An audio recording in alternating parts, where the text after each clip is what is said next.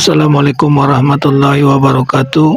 Alhamdulillah, kita masih bertemu kembali dalam channel ini, dan kali ini kembali kami akan berbagi atau mengulas soal-soal untuk P3K, dan pada kesempatan ini kami akan mengulas uji kompetensi kemampuan teknik kembali.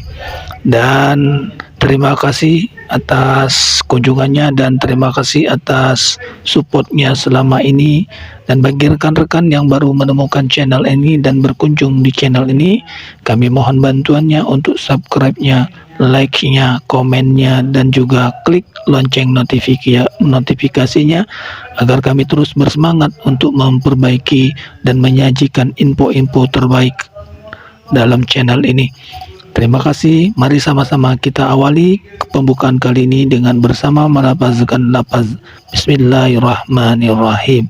Soal yang pertama, guru mengadakan penilaian yang mengacu pada kriteria yang telah ditetapkan dan mencakup semua aspek kompetensi baik efektif, kognitif, dan psikomotorik. Itu adalah prinsip penilaian dari A. Beracuan kriteria dan menyeluruh.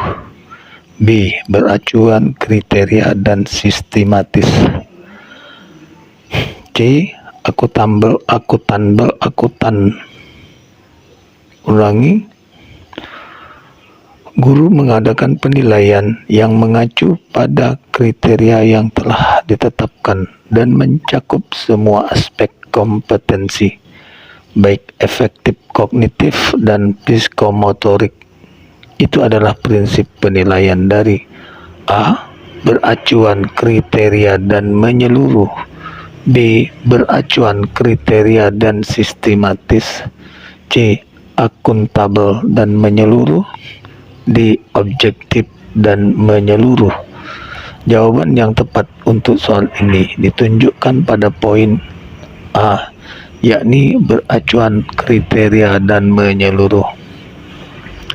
Soal yang berikutnya, hasil pengolahan nilai bahasa Inggris oleh Pak Rudi menampilkan bahwa dari 32 siswa kelas 7, ternyata 28 siswa memperoleh nilai di atas atau mencapai KKM. KKM yang ditetapkan untuk pelajaran bahasa Inggris adalah 70. Dan 4 siswa mendapat nilai di bawah KKM yang ditetapkan. Dari ilustrasi ini, penilaian demikian disebut penilaian A. Penilaian acuan patokan. B. Penilaian acuan normal. C. Penilaian objektif. D. Penilaian terpadu. E. Penilaian menyeluruh. Dan jawaban yang tepat untuk soal ini ditunjukkan pada poin A, yaitu penilaian acuan patokan. Soal yang selanjutnya, langkah-langkah menulis soal tes uraian sebagai berikut kecuali A. Melakukan analisis KI dan KD serta indikator. B. Mendefinisikan tujuan-tujuan pembelajaran dan lingkup bahan ajar yang mestinya diungkap. C. Menyusun kisi-kisi. D. Membuat atau menulis soal. E. Membuat pedoman penskoran.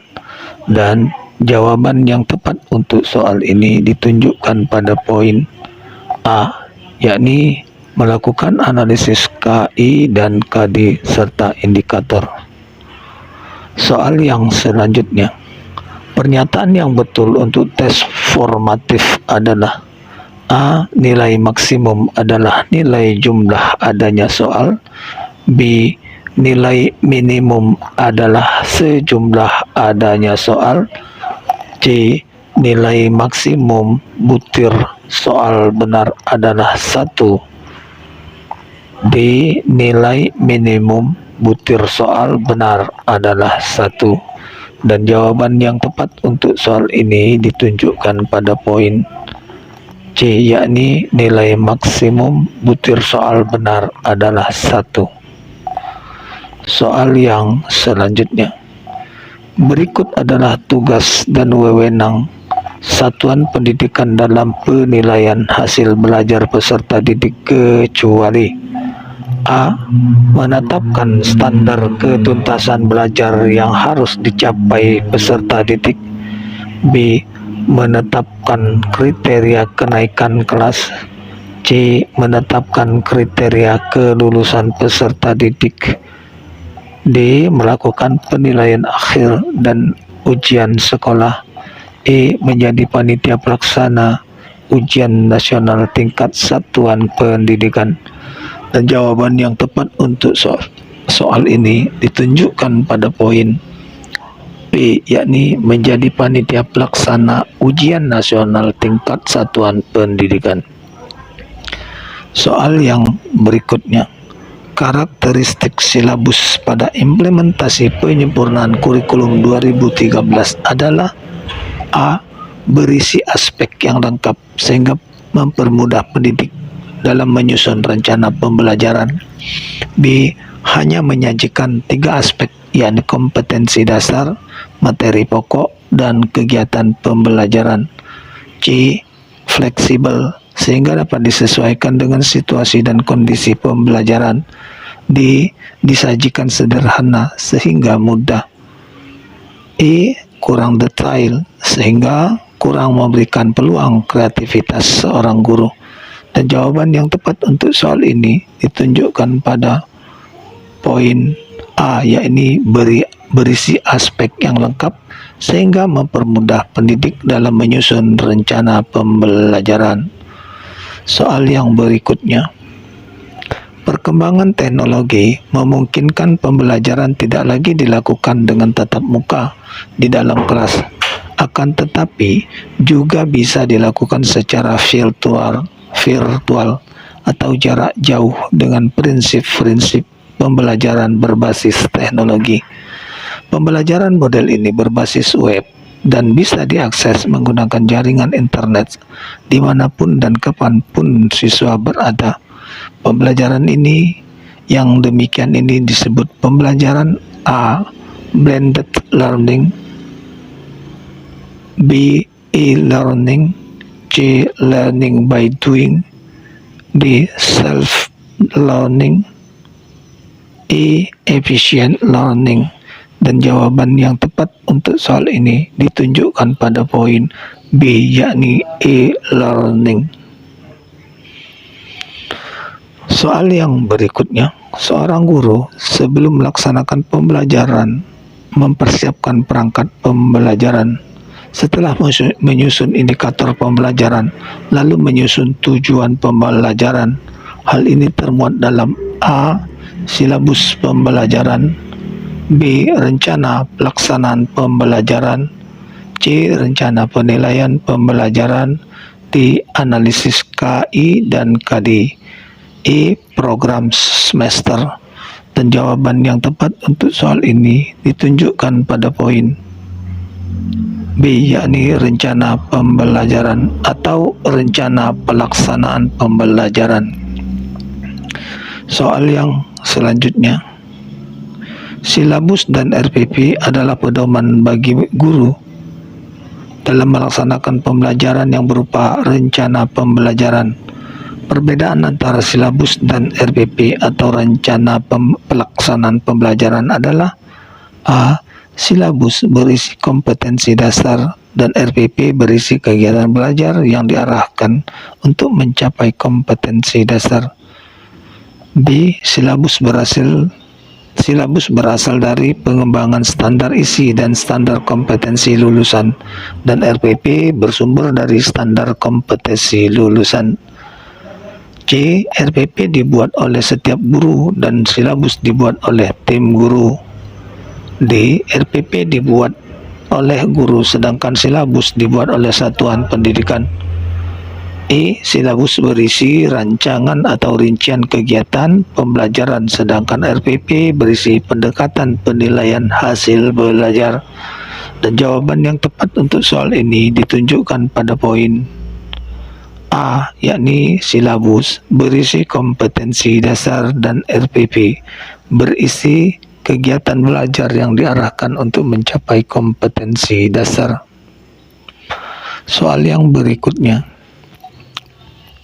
Dari hasil penilaian guru, diperolehlah beberapa siswa mencapai kriteria ketuntasan belajar dan ada juga yang belum mencapai kriteria ketuntasan belajar. Dari hasil oleh nilai tersebut dapat dijadikan sebagai bahan guru untuk melakukan tindak lanjut pembelajaran yang merupakan pemanfaatan hasil penilaian guru adalah kecuali A. Memperbaiki program pembelajaran, B. Menyelenggarakan program pembelajaran bagi siswa yang hasilnya rendah, C. Menyelenggarakan pengayaan bagi siswa yang hasilnya tinggi, D. Mengadministrasikan hasil penilaian, I. Menyusun laporan hasil penilaian. Dan jawaban yang tepat untuk soal ini ditunjukkan pada poin D, yakni mengadministrasikan hasil penilaian. Soal yang selanjutnya. Pada sebuah rencana pelaksanaan pembelajaran atau RPP, tertulis contoh rumusan indikator kompetensi, menjelaskan kondisi operasi sistem dan komponen perangkat keras. Jika pendidik ingin menyusun menjadi tujuan pembelajaran, maka rumusan yang tepat adalah A. Setelah melaksanakan proses pembelajaran melalui praktik, siswa dapat menjelaskan kondisi operasi sistem dan komponen perangkat keras berupa komponen input, komponen proses, dan komponen output. B. Setelah melaksanakan pembelajaran dan menggali informasi melalui diskusi, siswa dapat menjelaskan kondisi operasi sistem dan komponen perangkat keras secara benar. C. Siswa dapat menjelaskan operasi sistem dan komponen perangkat keras meliputi komponen input, proses, dan output secara benar. D. Menjelaskan kondisi operasi sistem dan komponen perangkat keras, komponen input, proses, dan output tanpa melihat catatan. E. Setelah melaksanakan pembelajaran dan menggali informasi melalui diskusi materi, kondisi operasi sistem dan perangkat keras dan komponen perangkat keras secara benar tanpa melihat catatan. Dan jawaban yang tepat untuk soal ini ditunjukkan pada poin B, yakni setelah melaksanakan pembelajaran dan menggali informasi melalui diskusi, siswa dapat menjelaskan kondisi operasi sistem dan komponen perangkat keras secara benar. Soal yang selanjutnya. Guru setelah pembelajaran langsung memberikan penilaian praktik terhadap siswa dan mengumumkan hasilnya untuk siswa. Bagaimana pendapat Anda tentang hal ini?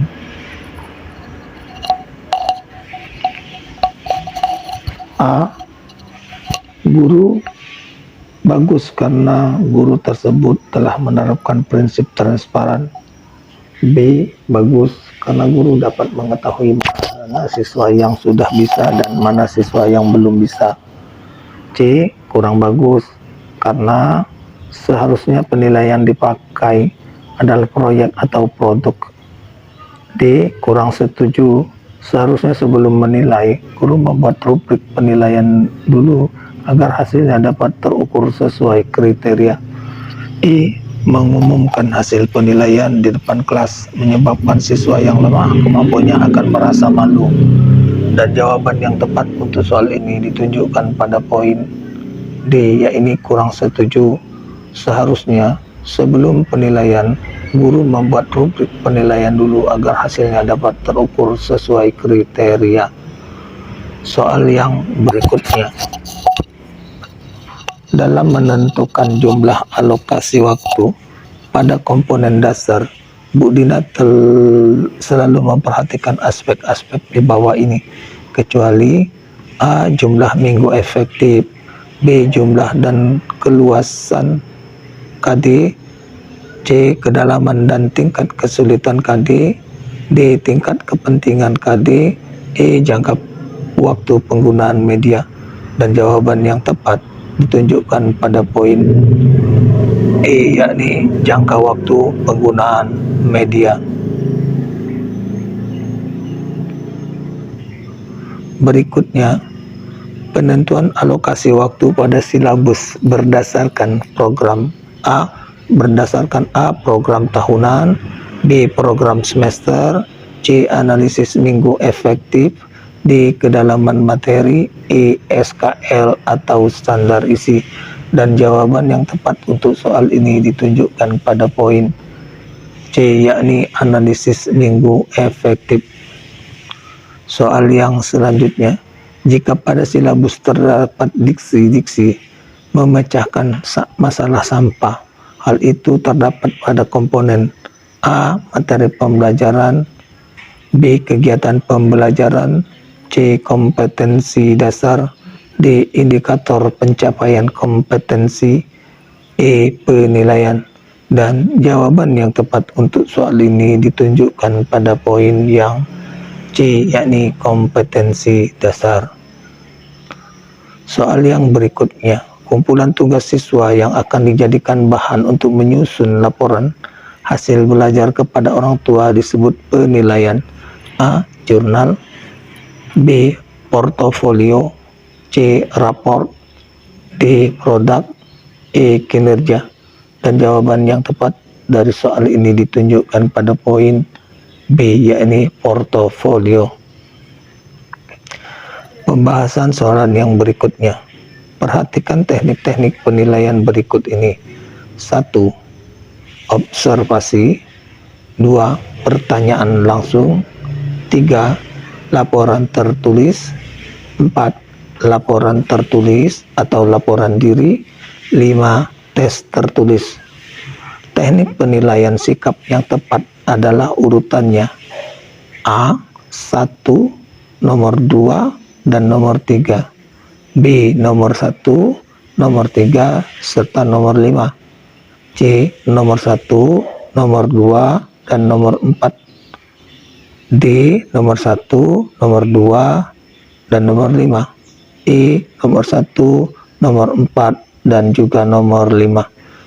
Dan jawaban yang tepat untuk soal ini ditunjukkan pada poin C, yakni nomor 1 yaitu observasi, nomor 3 laporan tertulis, dan nomor 5 tes tertulis.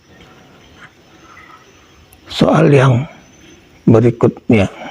Pada soal berikutnya, penilaian yang tepat untuk mengukur kemampuan siswa dalam membuat produk teknologi dan seni seperti makanan, pakaian, hasil karya seni berupa patung, lukisan, gambar, dan lain-lain adalah A. Penilaian sikap, B. Penilaian produk, C. Penilaian praktik, D. Penilaian proyek, E. Penilaian portofolio. Dan jawaban yang tepat untuk soal ini ditunjukkan pada poin B, yakni penilaian produk. Soal yang selanjutnya, dalam menyusun instrumen penilaian tertulis harus memperhatikan hal-hal sebagai berikut kecuali A. Materi, B. Bahasa, C. Relevansi, D. Kaidah penulisan, E. Konstruksi. Dan jawaban yang tepat dari soal ini ditunjukkan pada poin C, yakni relevansi. Demikianlah pembahasan kita pada kali ini. Semoga apa yang kami sajikan dapat berguna dan membantu rekan-rekan semua. Akhirnya, mari sama-sama kita tutup dengan lafaz hamdalah. Alhamdulillahirrabbilalamin. Sekian dari kami. Terima kasih atas perhatiannya dan terima kasih atas supportnya. Wassalamualaikum warahmatullahi wabarakatuh.